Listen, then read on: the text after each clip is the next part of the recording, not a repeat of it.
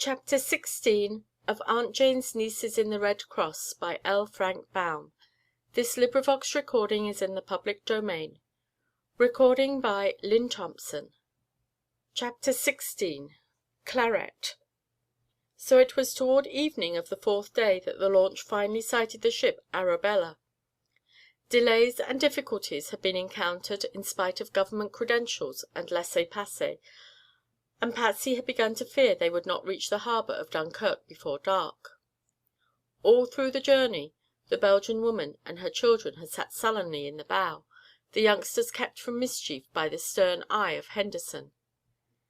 In the stern seats, however, the original frigid silence had been thawed by Patsy Doyle's bright chatter. She began by telling the Countess and Elizabeth all about herself and Beth and Maud and Uncle John, relating how they had come to embark upon this unusual mission of nursing the wounded in a foreign war, and how they had secured the services of the clever but disfigured surgeon, Dr. Gys.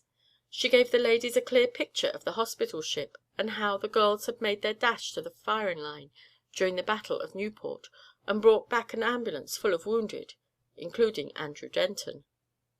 Patsy did not answer very fully Elizabeth Denton's eager questions concerning the nature of her husband's injuries, but she tried to prepare the poor young wife for the knowledge that the wound would prove fatal. This was the most delicate and difficult thing to do, and Patsy blundered and floundered until her very ambiguity aroused alarm. "Tell me the worst," begged Elizabeth Denton, her face pale and tensely drawn. "Why, I cannot do that, you see," replied Patsy, "because the worst hasn't happened yet. Nor can I tell you the best, because a wound is such an uncertain thing. It was a shell, you know, that exploded behind him, and Dr. Gys thought it made rather a serious wound. Mr. Denton was unconscious a long time, and when he came to himself we eased his pain, so he would not suffer." "You came to get me because you thought he would die."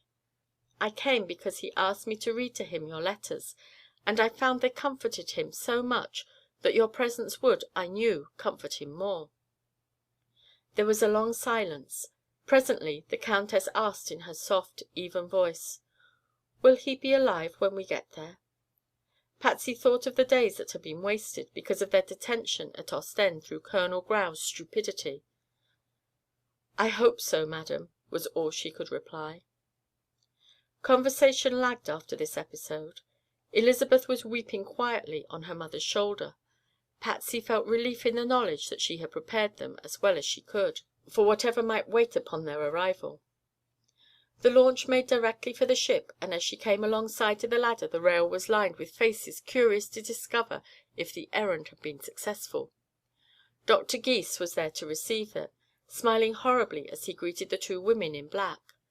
Maud, seeing that they recoiled from the doctor's appearance, took his place and said cheerfully: "Mr. Denton is asleep just now, but by the time you have bathed and had a cup of tea I am quite sure he will be ready to receive you."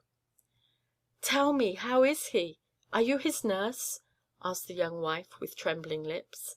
"I am his nurse, and I assure you he is doing very well," answered Maud with her pleasant, winning smile. "When he finds you by his side I am sure his recovery will be rapid. No nurse can take the place of a wife, you know." Patsy looked at her reproachfully, thinking she was misleading the poor young wife, but Maud led the ladies away to a stateroom, and it was Dr. Gys who explained the wonderful improvement in the patient. "Well," remarked Uncle John, "if we'd known he had a chance we wouldn't have worried so because we were held up. In fact, if we'd known he would get well we needn't have gone at all." "Oh, Uncle John!" cried Patsy reprovingly. "It was your going that saved him," declared the doctor. "I promised to keep him alive for that little wife of his, and when he took a turn for the worse I had to assume desperate chances, which won out." Meantime the big Belgian woman and her children had been helped up the ladder by Henderson, who stood respectfully by, awaiting orders for their disposal. The mother had her eye on the shore and was scowling steadily upon it when little Maury came on deck and strolled toward Mr. Merrick to greet him on his return. Indeed, he had approached to within a dozen feet of the group when the woman at the rail suddenly turned and saw him. "Ah, mon Henri!" she cried, and made a dash toward him with outstretched arms. Clarette!" Maurie stopped short. He grew pallid. He trembled. But he did not await her coming.